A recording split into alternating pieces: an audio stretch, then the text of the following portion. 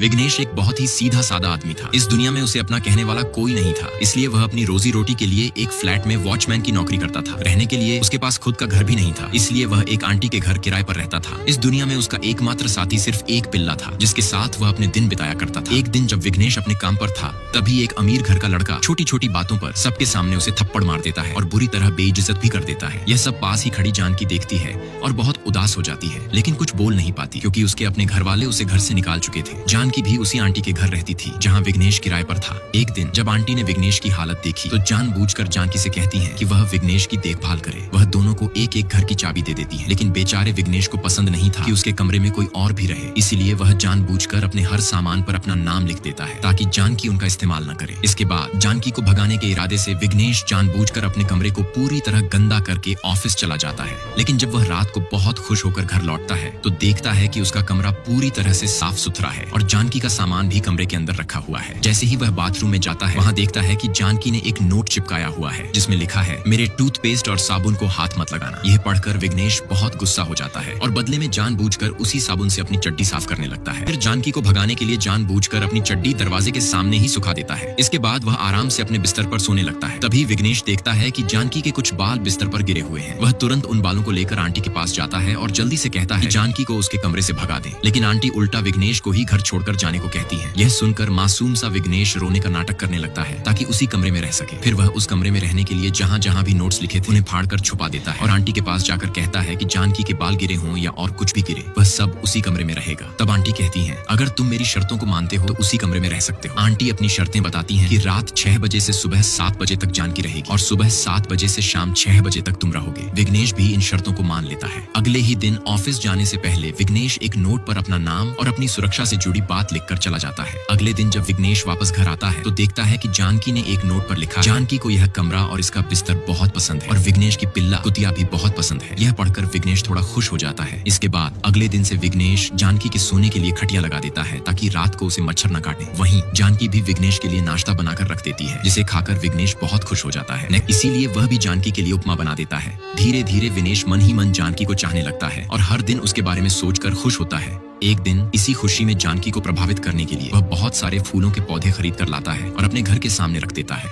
यह देखकर जानकी खुश होकर उसके लिए स्पेशल चिकन करी बनाती है। जैसे ही विघ्नेश चिकन करी खाता है, उसे जानकी के हाथ का बना चिकन बेहद टेस्टी लगता है। खुश होकर वह बाथरूम में नाचने लगता है और नहाने के बाद अपना साबुन जानकी के साबुन के पास रख देता है। जब वह नहाकर बाहर आता है तो देखता है कि जानकी की ड्रेस सूख गई है।